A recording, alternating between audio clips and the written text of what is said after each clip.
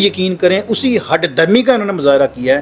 کیا ہی third class قسم کی یہ وکالت کر رہے ہیں صفدر عباسی صاحب. مجھے نہیں سمجھ لگتی کہ یہ کیوں اس طرح کر رہے ہیں. اور باپردہ خاتون ہے اس کو بھی آپ اچھا خاصا جو ہے نا وہ عدالت میں گھسیٹ رہے ہیں. سلمان اکرم راجہ صاحب اور گل صاحب انہوں نے اس دن بالکل 100% یہ ڈیسائیڈڈ تھا کہ آج یہ کیس اختتام پذیر ہو چکا ہے. اب صرف جج صاحب نے فیصلہ سنانا ہے. بسم اللہ الرحمن الرحیم. میں ہوں شاہد جمیل ناروے کے کیپٹل اوسلو سے. دوستو آج کے اس ویلاگ میں آپ کو خوش آمدید کہتا ہوں.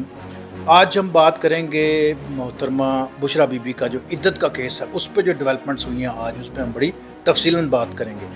قبل اس کے کہ ہم اپنا ویلاگ شروع کریں میں آپ کا شکر گزار ہوں کہ اگر آپ میرا یہ چینل سبسکرائب کریں. میں بڑا تھینک فل ہوں آپ کا. آلریڈی آپ لوگوں نے بڑا پیار مجھ سے کیا. میں بڑا شکر گزار ہوں آپ کا. اچھا جی آج کا ویلاگ شروع کرنے سے پہلے میں آپ کو پچھلے ہفتے کی جو ہیئرنگ تھی اس میں لیے چلتا ہوں اور میں نے اس پہ ویلاگ بھی کیا تھا. بڑی تفصیلاً میں نے آپ کو بتایا تھا کہ اس دن جو آپ کے جو وکیل تھے بشرا بی بی کے عدت کے کیس کے صاحب انہوں نے اس دن بالکل 100% یہ ڈیسائیڈڈ تھا کہ آج یہ کیس اختتام پذیر ہو چکا ہے. اب صرف جج صاحب نے فیصلہ سنانا ہے کیونکہ تمام طرف سے دلائل بالکل دیے جا چکے تھے اور کچھ رہ نہیں گیا تھا پیچھے. بالکل ایک 100% کیس میجورٹی پہ آ چکا تھا.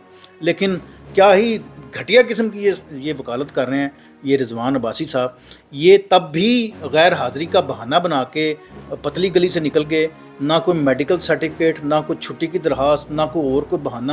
بس ویسے ہی جی ان کا جو بغض ہے اس کے بحاف پہ انہوں نے کنارہ کشی کی اور کیس کو ایک دفعہ پھر پیشی پڑ گئی 15 اپریل کی. آپ کو یاد ہوگا بلکہ گل صاحب نے جو ان کے وکیل تھے انہوں نے کہا تھا کہ سزا معطلی کی 1 ہفتے کے لیے ہمیں درخواست ہم اس پہ بات کر لیں تاکہ بشرا بی بی کم از کم 1 ہفتے اپنی جو عید کی جو سرگرمی ہے وہ اپنی خاندان کے ساتھ وہ سیلیبریٹ کر سکیں.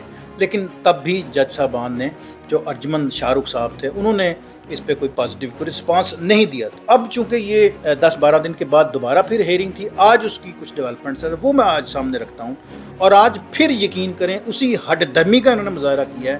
کیا ہی تھرڈ کلاس قسم کی یہ وکالت کر رہے ہیں صفدر عباسی صاحب. مجھے نہیں سمجھ لگتی کہ یہ کیوں اس طرح کر رہے ہیں. اور سمجھ تو ہمیں لگ رہی ہے کہ یہ کیوں کر رہے ہیں لیکن یہ کوئی بہانہ ہے.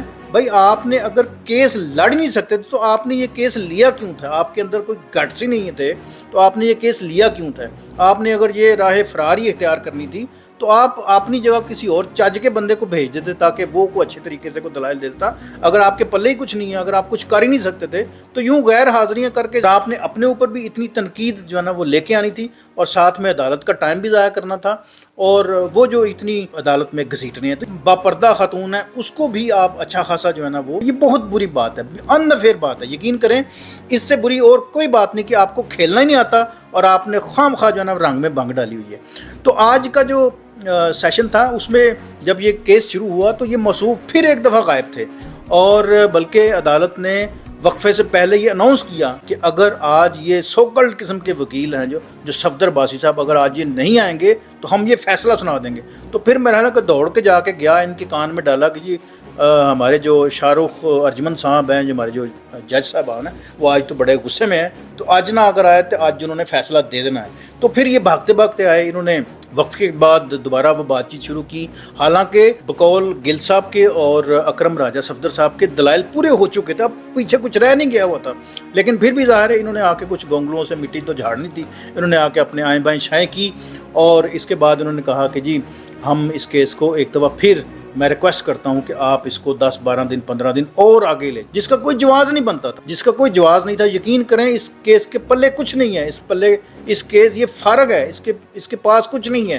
یہ خام خواہ انہوں نے جان کے بغض عمران میں ان کو مصیبت میں ڈالنے کے لیے کھڑا کیا ہوا ہے. خیر جب یہ سارے معاملات پورے ہو گئے تو اس میں ابھی میں آپ کو بتاتا چلوں کہ جب یہ باتیں چل رہی تھیں تو یہ ایک پیغام سمجھ لے کے دے کے بتا کے تو یہ جا اور وہ جا ابھی عدالت کا یہ فیصلہ ابھی ہوا ہی نہیں تھا کہ جی ہم نے اس کو آج فیصلہ کرنا ہے یا اگلی کسی ڈیٹ میں اس کو لے کے جانا ہے. ابھی یہ بات چل ہی رہی تھی کہ یہ جناب یہ جا اور وہ جا. ہمارے جو وکیل تھے سلمان اکرم راجہ صاحب انہوں نے کہا ہے کہ ان پہ تو توہین عدالت کا کیس لگنا چاہیے کیونکہ یہ عدالت کی رسپیکٹ نہیں کر رہے تو باقی بندوں کی یہ کس طرح رسپیکٹ کریں گے.